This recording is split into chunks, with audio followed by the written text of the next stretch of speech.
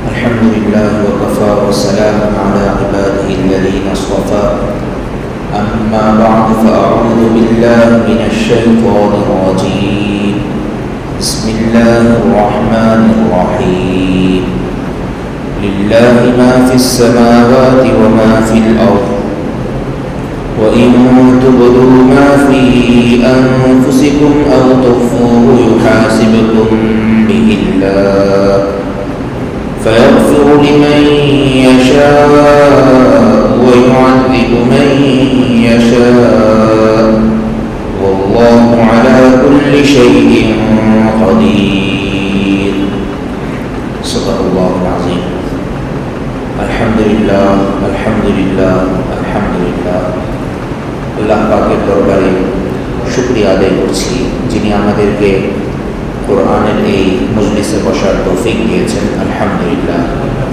আজকে আমরা সূরাতুল বাকারার 284 নম্বর আয়াত পড়লাম।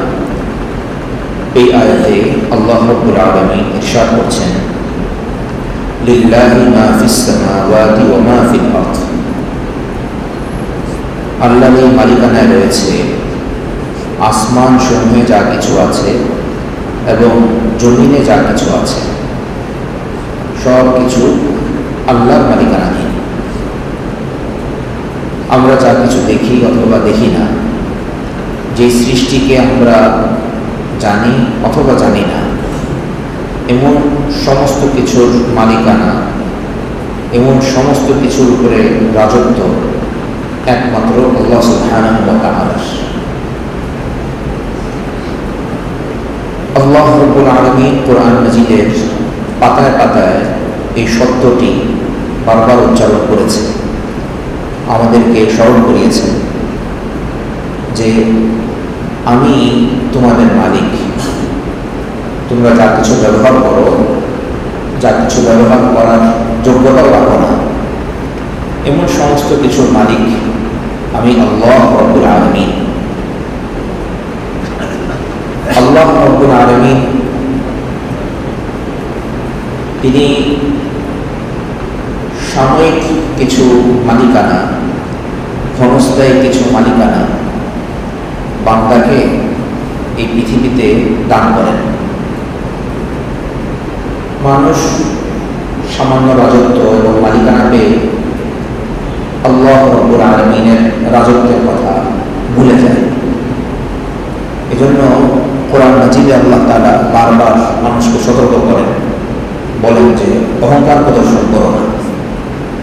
যেই জিনিসটা দিয়ে তুমি অহংকার করছো, যেই টাকা পয়সা, ধন সম্পত্তি, মেধা বুদ্ধি, বিদ্যা, এগুলো নিয়ে যদি তুমি অহংকার করো, তাহলে শুনে রাখো যে এগুলো তো আমার সৃষ্টি, আমার মালিকানাধীন। তোমাকে সাময়িক আমানত হিসেবে আমি এগুলো দিয়েছি ব্যবহার করার জন্য। একটা সময় এমন আসবে যখন আমাদের ইন্তিকাল হয়ে যাবে, কিয়ামতের মাঠে আল্লাহ তাআলা ঘোষণা দিবেন, লিমানিল মুলকুল ইয়াউম, চূড়ান্ত রাজত্ব আজকে তার। ঘোষণা করা হবে বিল্লাহিল ওয়াহিদিল কাহ্হার, আল্লাহ তাআলা যিনি এক, যিনি কাহ্হার, প্রতাপশালী, সমস্ত রাজত্ব তারই। আল-ইয়াওমা তুজজা কুল্লু নাফসিন বিমা কাসাবাত, আজকে আমাদের দিন প্রত্যেক নফসকে সে যা অর্জন করেছে, উপার্জন করেছে, কামাই করেছে, সেটার বদলা দিয়ে দেওয়া হবে। লা যুলমা আল-ইয়াওম,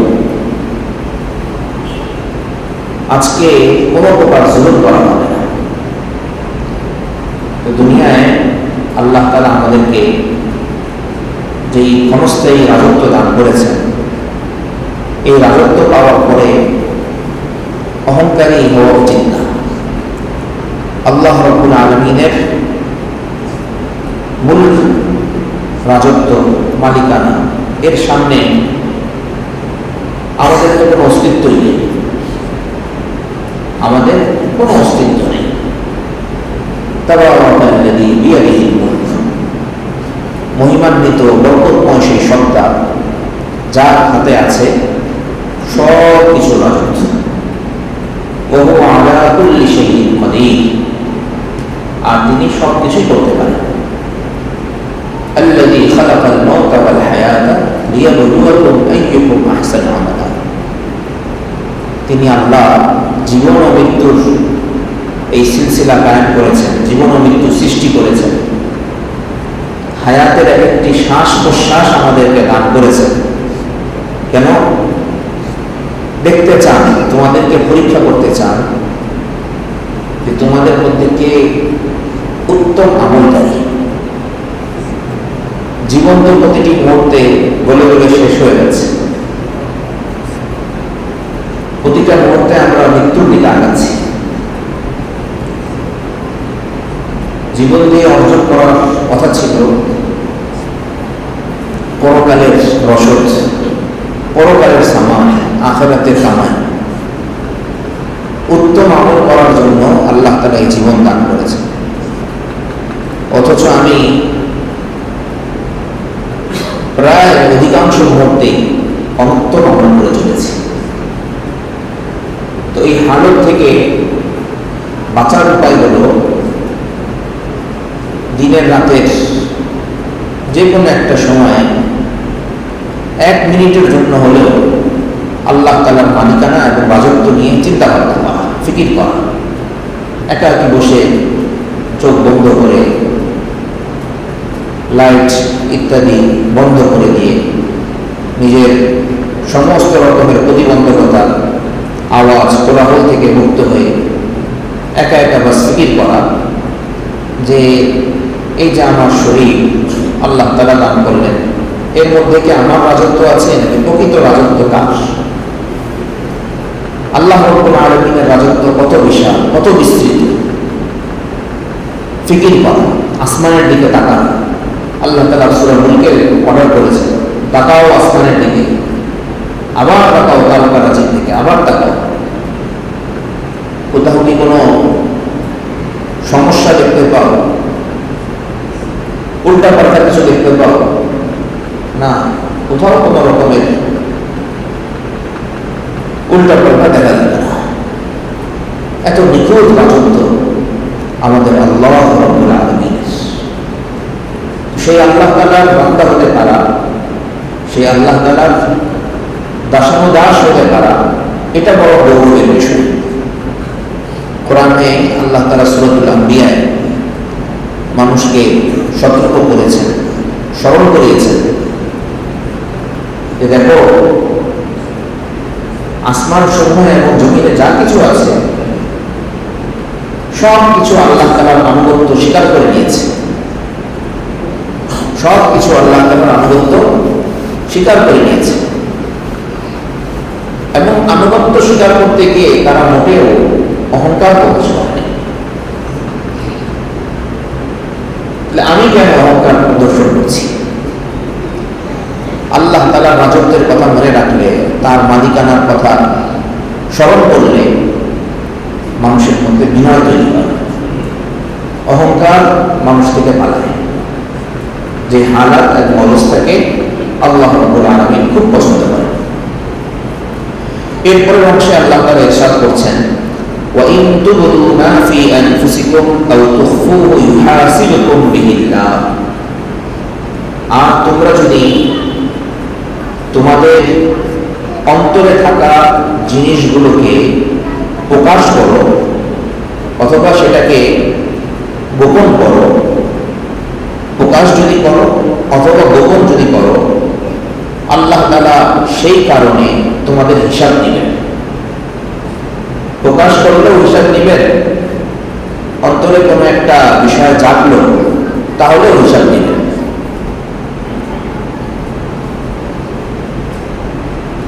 তো এই আয়াতটি কি বার্তা দিচ্ছে? আমি অন্তরে কোন একটা বিষয় আমার অন্তরে আসলো, এরপর আমি সেটা মুখে বললাম, এই জন্য আল্লাহ তাআলা আমার হিসাব নেবেন। কোন একটা বিষয় অন্তরে আসলো, মুখে উচ্চারণ করলাম না, প্রকাশ করলাম না মুখে অথবা আমলের মাধ্যমে, তাহলে আল্লাহ তাআলা আমার হিসাব নেবেন। এই আয়াতের স্বাভাবিক বার্তা হচ্ছে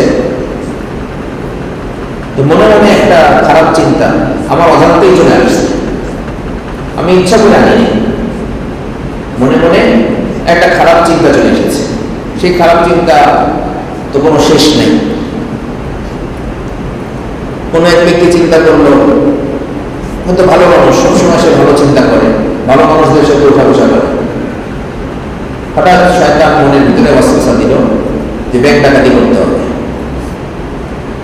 অমুক কাজ করতে হবে, অমুক কাজ করতে হবে, খারাপ চিন্তা নেই।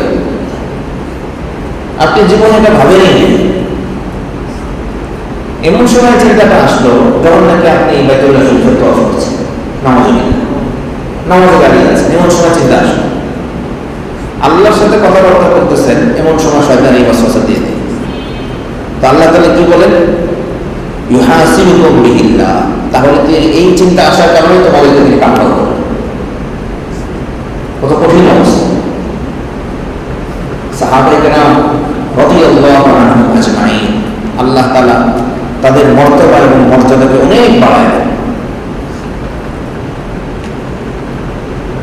বিভিন্ন বিষয়ে তারা আল্লাহ রাসূলকে জিজ্ঞেস করে, প্রশ্ন করে উম্মতের জন্য অনেক সহজতা এনেছে, অনেক সহজতা এনেছে। সাহাবায়ে কেরামের মাকাম তো অনেক উপরে, তাদের অন্তর তো আল্লাহ রাব্বুল আলামিন নিজেই ইমতিহান আল্লাহু কুলুবহুম, সূরা হুজুরাতে আছে।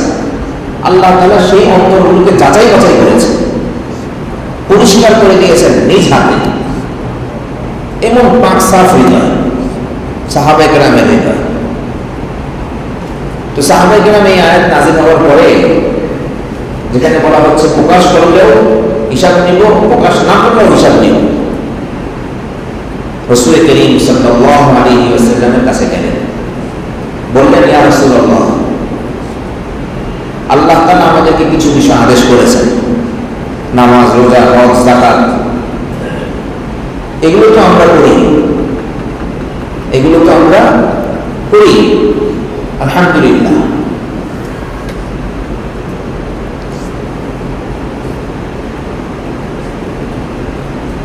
লা ইলাহা ইল্লাল্লাহ।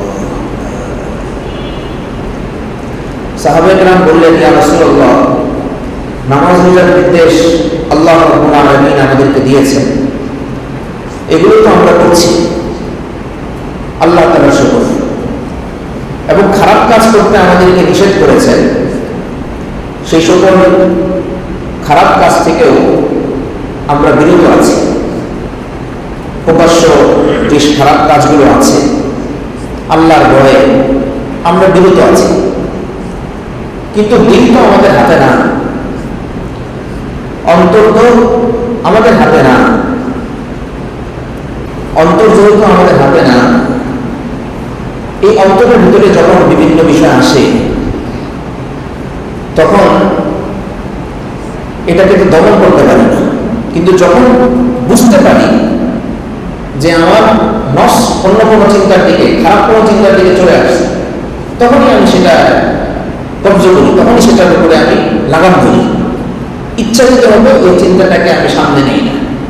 কিন্তু কখনো কখনো আনজানে, না জানতেই এরকম চিন্তা ভাবনা আমার অন্তরে চলে আসে। এটার জন্য কি আল্লাহ তাআলা আমাদেরকে ধরবেন? তাহলে তো বড় মুসিবত, তারা বলছেন এই কথা, সাহাবায়ে কেরাম যাদের অন্তরকে আল্লাহ তাআলা নিজে পরিষ্কার করে দিয়েছেন। তো আল্লাহ তাআলা সাহাবায়ে কেরামের মাধ্যমে এই সওয়ালগুলো, এই প্রশ্নগুলো করিয়েছেন আমাদের ফায়দার জন্য, আমাদের ফায়দার জন্য। এই উম্মতের মধ্যে এরকম মানুষ আসবে যারা এই সকল গুণের, যারা এই সকল হালতের শিকার হবে, তখন তাদের কি অবস্থা হবে? এই প্রশ্নগুলো আমাদের উম্মতের মধ্যে আসবে। সাহাবায়ে কেরাম প্রশ্ন রাখলেন, রাসূল করিম সাল্লাল্লাহু আলাইহি ওয়াসাল্লাম বললেন, আল্লাহ তাআলা নির্দেশনা পাঠিয়েছেন, কুলু সামি'না ওয়া আতা'না। আহলে কিতাবের মতো, ইহুদি খ্রিস্টানের মতো শুনলাম এবং অমান্য করলাম এটা বলিও না, বরং বলো সামি'না ওয়া আতা'না, আমি শুনেছি এবং মেনেছি। এটা বড় কথা। সাহাবায়ে কেরাম একটা কথা বললেন না, সাথে সাথে তারা বললেন আমরা শুনলাম এবং মানলাম। আমরা শুনলাম এবং মানলাম যে আল্লাহ তাআলা যে বললেন গুনাহের কথা প্রকাশ করলেও ধরবেন, গুনাহের কথা প্রকাশ না করলেও ধরবেন, অন্তরে অন্তরে আসলেও ধরবেন, আমরা এটা শুনলাম এবং মানলাম। কোনো আপত্তি নেই আমাদের। আল্লাহ বলেছেন কোনো আপত্তি নেই, ইয়া রাসূলুল্লাহ আপনি আমাদেরকে সতর্ক করেছেন, কোনো আপত্তি নেই। এই যে অবস্থাটা সাহাবায়ে কেরামের সাথে সাথে স্বীকার করে নিলেন, রাসূল করিম সাল্লাল্লাহু আলাইহি ওয়াসাল্লামের সংশোধনী আসা মাত্রই সাহাবায়ে কেরাম এখানেই থেমে গেলেন। এই কারণেই তারা সাহাবী, এই কারণেই তারা সাহাবী। অন্য কোনো উন্নতি হলে এখানে বলতো যে না ইয়া রাসূলুল্লাহ আপনি একটু এটা আবার করেন, আবার দেখেন, রিভিউ করেন। সাহাবায়ে কেরাম আল্লাহর রাসূল বলছেন, আর কি কথা, কোনো কথা নেই, সামি'না ওয়া আতা'না, শুনলাম এবং মেনে নিলাম।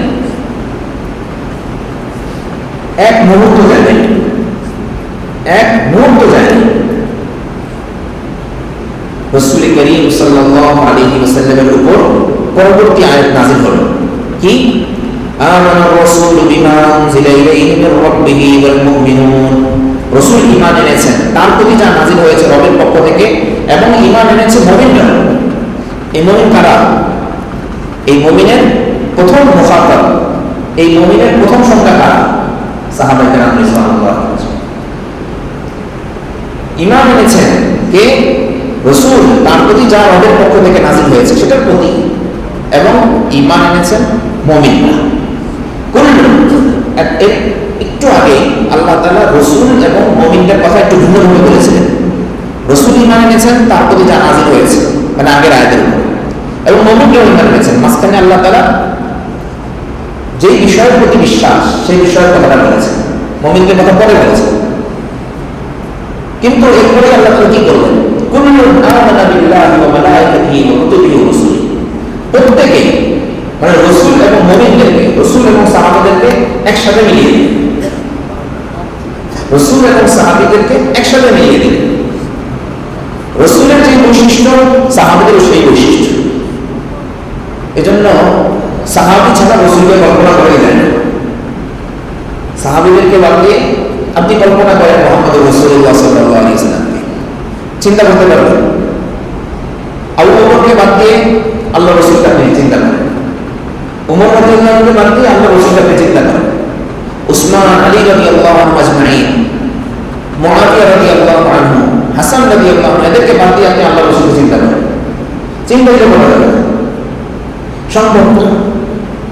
তো আল্লাহ তাআলা কি করলেন? বলছেন কুল্লুন আমানা বিল্লাহি ওয়া মালাইকাতিহি ওয়া কুতুবিহি ওয়া রুসুলিহি।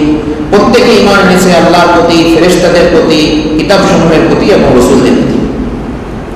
এবং প্রত্যেকের কথা লা নুফাররিকু বাইনা আহাদিন মির রুসুলিহি, আল্লাহর কোন রাসূলের মধ্যে আমরা পার্থক্য করি না।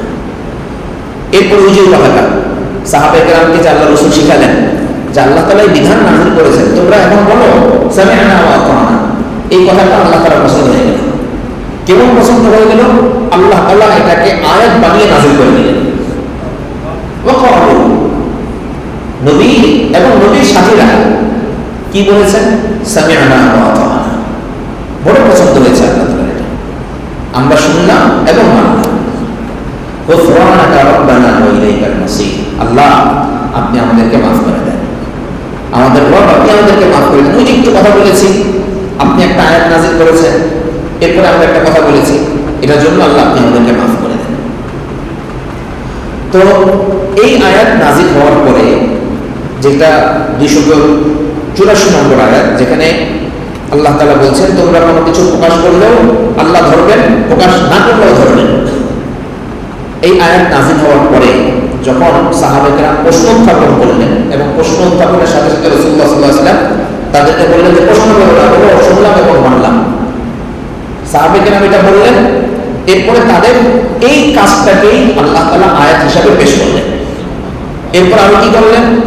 লা ইউকাল্লিফুল্লাহু নাফসান ইল্লা উসআহা। প্রথম আয়াতটাকে আল্লাহ তাআলা রহিত করে দিলেন। প্রথমে যে বিধানটা দিয়েছিলেন প্রকাশ করলেও ধরবেন, প্রকাশ না করলেও ধরবেন, মনে মনে রাখলেও ধরবেন। ওই যে সাহাবে কেরাম বলেছেন আমরা মানলাম, শুনলাম এবং মানলাম, এই কথার বরকতে আল্লাহ রাব্বুল আলামিন আগের বিষয়টাকে রহিত করে দিলেন। বললেন যে প্রকাশ যদি করো, অর্থাৎ কথাটা মনে যেটা এসেছে সেটা যদি মুখে বলে ফেলো অথবা কাজে পরিণত করে ফেলো তাহলেই ধরবেন, না হলে আল্লাহ তাআলা তোমাকে ধরবেন না। রাসূল করিম সাল্লাল্লাহু আলাইহি ওয়াসাল্লাম হাদিসের মধ্যে ব্যাখ্যা করেছেন, ইন্নাল্লাহা তাজাওয়াজা আন উম্মতি, আল্লাহ তাআলা আমার উম্মতের সেই সকল গুনাহগুলোকে মাফ করে দিয়েছেন, মা ওয়াসওয়াসাত বিহি আনফুসাহা, যে সকল গুনাহগুলোর ওয়াসওয়াসা তাদের অন্তরের মধ্যে আসে, যে সকল গুনাহের ওয়াসওয়াসা অন্তরের ভিতরে আসে। কতক্ষণ পর্যন্ত? মা লাম তাকাল্লাম আও তা'মাল, ততক্ষণ পর্যন্ত মাফ, যতক্ষণ না সেটাকে তারা কর্মে পরিণত করে, কথার মাধ্যমে অথবা কাজের মাধ্যমে, ততক্ষণ পর্যন্ত আল্লাহ রাব্বুল আলামিন মানুষের অন্তরে যে ওয়াসওয়াসাগুলো আসে সেটাকে মাফ করে দেন। এক সাহাবী আসলেন রাসূলুল্লাহ সাল্লাল্লাহু আলাইহি ওয়াসাল্লামের কাছে, বললেন, ইয়া রাসূলুল্লাহ, অনেক সময় হালত এরকম হয় যে মনে হয় যে আমি পুড়ে যদি কয়লা হয়ে যেতাম ওই অবস্থাটা আমার জন্য বেশি ভালো ছিল। এরকম আজগবি জিনিস অন্তরে আসতে থাকে, মুখে উচ্চারণ করার তো প্রশ্নই আসে না, এত খারাপ খারাপ জিনিস অন্তরে চলে আসে। মনে হয় যে সেগুলো আসার চাইতে আমি যদি পুড়ে ছাই হয়ে যেতাম, কয়লা হয়ে যেতাম। আরেক সাহাবী বলছেন, ইয়া রাসূলুল্লাহ, পাহাড় যদি আমার মাথায় রেখে দেওয়া হতো ওটাও সহজ ছিল। এরকম হালত অন্তরের ভিতরে আসে। রাসূল করিম সাল্লাল্লাহু আলাইহি ওয়াসাল্লাম উম্মতের আসল চিকিৎসক, রাউফুর রহিম তিনি এটা বলেন নাই যাও তোমার ধ্বংস হয়ে গেছে, কি ঈমান আনছো, নবীর সাথে থেকেও তোমার এই সকল বিষয় অন্তরে পরিষ্কার হয় নাই। রাসূল করিম সাল্লাল্লাহু আলাইহি ওয়াসাল্লাম বললেন, যালিকা সরিহুল ঈমান, এটাই হচ্ছে স্পষ্ট ঈমান। এই যে অন্তরের ভিতরে আসছে, প্রকাশ করছো না, ভয় লাগছে, মাথার উপরে না জানি পাহাড় পড়ে যাচ্ছে অথবা কয়লা যাওয়াটাকে তুমি বেশি নিরাপদ মনে করছো, এটাই তো ঈমানের আলামত। হাকিমুল উম্মত আশরাফ আলী থানভী রাহমাতুল্লাহ আলাইহি আমাদের নিকট অতীতের অনেক বড় বুজুর্গ ব্যক্তিত্ব ছিলেন। খুব চমৎকার করে এই বিষয়টাকে তিনি পরিষ্কার করেছেন। এক ব্যক্তি এরকমেরই একটা ঘটনা তার সামনে প্রকাশ করল। থানভী রাহমাতুল্লাহ আলাইহি বললেন, এই মিয়া, চোর কাদের বাসায় আসে? চোর কাদের বাসায় আসে? যার বাসায় স্বর্ণ গহনা আছে, টাকার বাসায় আছে, তার বাসায় তো চোর হানা নেয়, অন্য কারো বাসায় তো আসে না। তোমার অন্তরে ঈমান আছে বলে এরকম ওয়াসওয়াসা দিয়ে শয়তান তোমাকে ধোঁকা দেওয়ার চেষ্টা করছে। ঈমান যদি না থাকতো তাহলে শয়তান তোমার ধারে কাছে আসতো না। ঈমান আছে দেখে এই যে তোমার অন্তরে ওয়াসওয়াসা আসলো, এই কথার প্রমাণ যে তোমার অন্তরে ঈমান আছে। তো এরকম হালত আসলে আল্লাহ তাআলার শুকরিয়া আদায় করো যে আমার কাছে ঈমান আছে। এক সাহাবী সালাত আদায় করছেন, সালাত আদায়ের সময় প্রায় সময় এরকম হয় 2 রাকাত পড়েছেন না 3 রাকাত পড়েছেন, 2 রাকাত পড়েছেন না 3 রাকাত পড়েছেন, বারবার শুধু এমন হচ্ছে। রাসূল করিম সাল্লাল্লাহু আলাইহি ওয়াসাল্লামের কাছে গিয়ে বললেন, ইয়া রাসূলুল্লাহ, বারবার এই হালত হচ্ছে যে 2 রাকাত পড়েছি না 3 রাকাত পড়েছি। রাসূলুল্লাহ সাল্লাল্লাহু আলাইহি ওয়াসাল্লাম বললেন, নিশ্চিত যেটা সেই ভিত্তিতে তুমি সালাম ফিরাই ফেলো। এরপরে শয়তানকে লক্ষ্য করে বলো, আজকে তোমার কথা অনুযায়ী 2 রাকাত নামাজ আমি 3 রাকাতই পড়েছি, তুমি খুশি? যাও। আজকে তোমার কথা অনুযায়ী শয়তানকে লক্ষ্য করে বলো যে 2 রাকাতের নামাজ আমি 3 রাকাতই পড়েছি, তুমি খুশি? যাও বাবা। অথবা 3 রাকাতের নামাজ আজকে আমি 2 রাকাত পড়েছি, তুমি খুশি না? ঠিক আছে, ভালো। কি চমৎকার সাজেশন রাসূলুল্লাহ সাল্লাল্লাহু আলাইহি ওয়াসাল্লাম আমাদেরকে দিয়ে দিয়েছে। তবে একটা নির্ধারিত বয়স পর্যন্ত এরকম হালত হয়তো বছরে 1-2 বার, 6 মাসে 1-2 বার এরকম হতে পারে, এর বেশি না। ভুলেরও একটা সময় আছে, ভুলেরও এই নামাজ সংশ্লিষ্ট যে ভুল সেটারও একটা সময় আছে। তো যাই হোক, আমরা মূল প্রসঙ্গে থাকি যে অন্তরে যে সকল বিষয় আসে সেটা ততক্ষণ পর্যন্ত আল্লাহ তাআলা মাফ করে দেন যতক্ষণ না সেটার উপরে আমার কাজ যুক্ত হচ্ছে। অন্তরে একটা বিষয় আসলো, কোনো খারাপ চিন্তা আসলো, যখনই আমার মনে পড়ে গেল আমি ইস্তেগফার করি, আস্তাগফিরুল্লাহ আস্তাগফিরুল্লাহ। কিন্তু মনে আসার পরে আমি যদি আরো উলাঘোলা খেতে থাকি, আরো যদি চিন্তা করতে থাকি, না এটাকে আরো সামনে নিলে কি হয়, আর একটু খারাপ চিন্তা করলে কি হয়, যখন থেকে আমার অংশগ্রহণ তখন থেকেই আমার গুনাহ লেখা শুরু। যখন থেকে আমার অংশগ্রহণ তখন থেকেই আমার গুনাহ লেখা শুরু। এজন্য আমার অংশগ্রহণ করার আগ পর্যন্ত যেটা আছে, আমার খেয়ালে আসা পর্যন্ত যেটা আছে, আল্লাহ রাব্বুল আলামিন সেটা মাফ করে দেন। কেমন মাফ করেন? রাসূল করিম সাল্লাল্লাহু আলাইহি ওয়াসাল্লাম ইরশাদ করেন, কাল কিয়ামতের দিন আল্লাহ তাআলা মুমিনদেরকে সবার সামনে ডাক দিবেন, এক একজন মুমিন করে ডাক দিবেন। আল্লাহ তাআলা এরপরে তার কানের উপরে নিজের মুখ রাখবেন। কিভাবে আল্লাহ তাআলা রাখবেন সেটা আল্লাহ তাআলাই ভালো জানেন। বান্দার কানের উপরে নিজের মুখ রাখবেন, মুমিন বান্দা। এরপরে বলবেন, এই আমার বান্দা, অমুক অমুক গুনার কাজ করেছিল না তুমি, তোমার অন্তরে এই খেয়াল আসছিল। বান্দা সবগুলো স্বীকার করবে, একবার না 2 বার স্বীকার করবে, হ্যাঁ আল্লাহ এটা করেছি, এটা করেছি। এই যখন অবস্থা, তখন আল্লাহ রাব্বুল আলামিন বলবেন, বান্দা গতকাল পৃথিবীতে আমি তোমার এই গুনাহগুলোকে প্রকাশ করে তোমাকে লজ্জিত করি নাই, সুতরাং আজকে তো লজ্জিত করার প্রশ্নই ওঠে না। যাও, তোমাকে মাফ করে দিলাম, আর এই গুনাহগুলোকে নেকি দ্বারা পরিবর্তন করে দিলাম।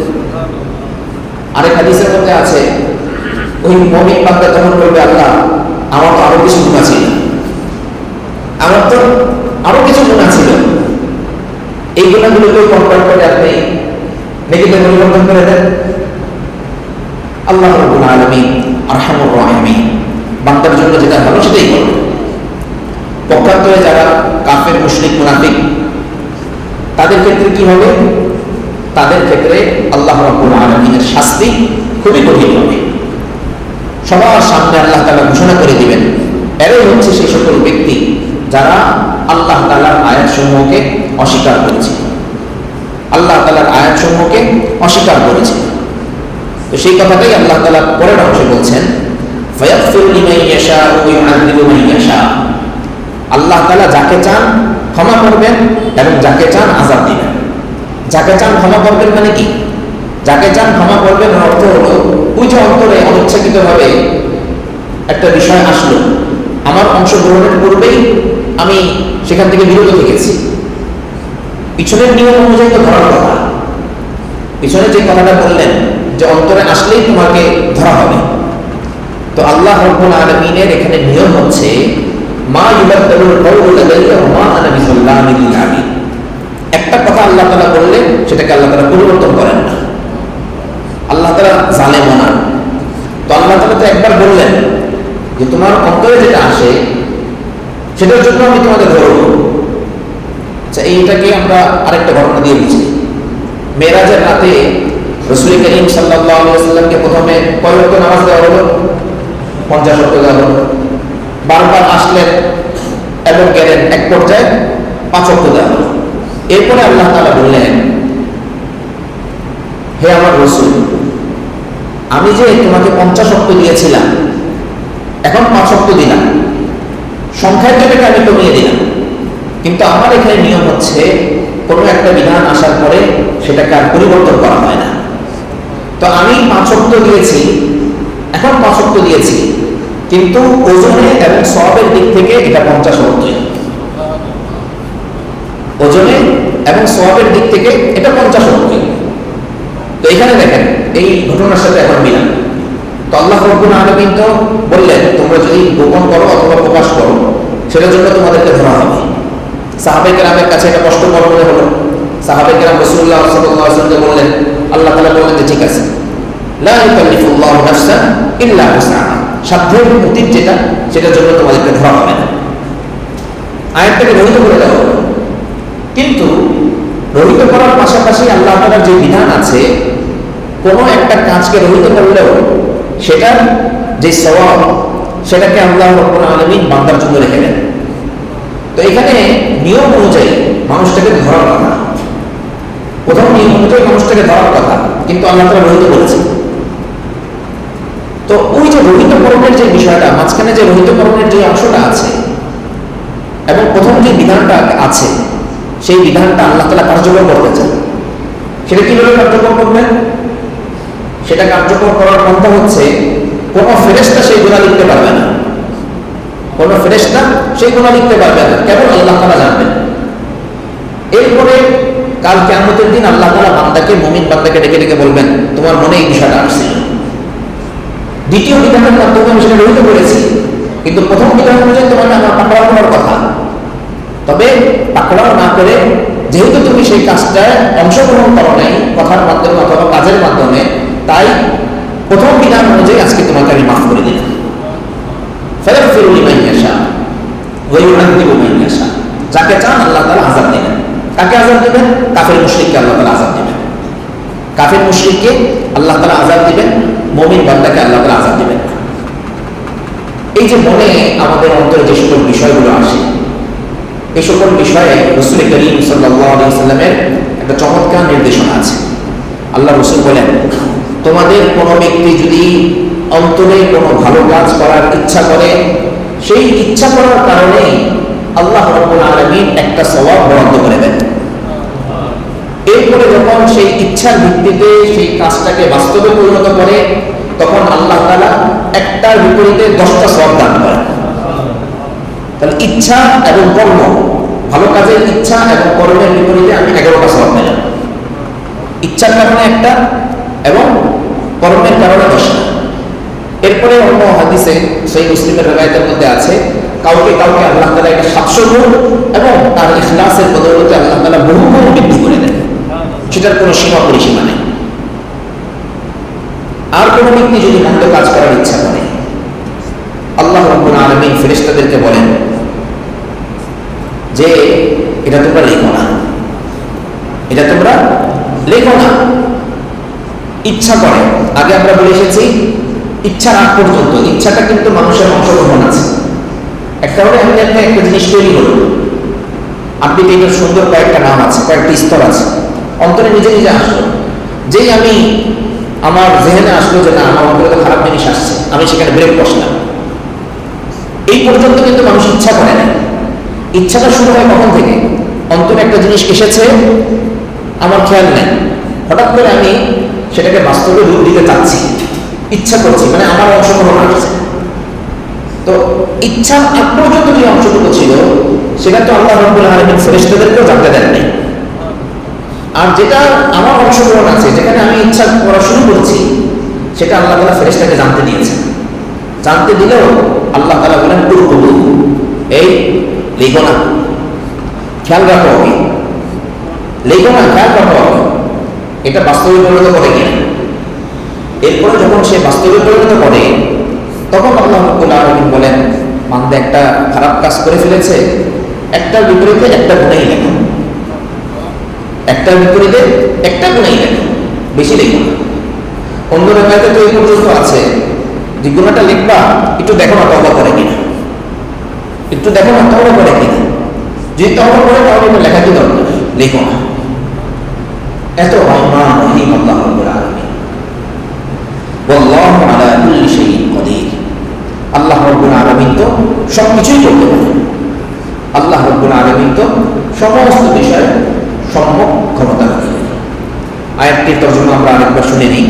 আল্লাহ তাআলা ইরশাদ করছেন, লিল্লাহি মা ফিস সামাওয়াতি ওয়া মা ফিল আরদ, আল্লাহরই মালিকানাধীন আসমানসমূহে যা কিছু আছে এবং জমিনে যা কিছু আছে।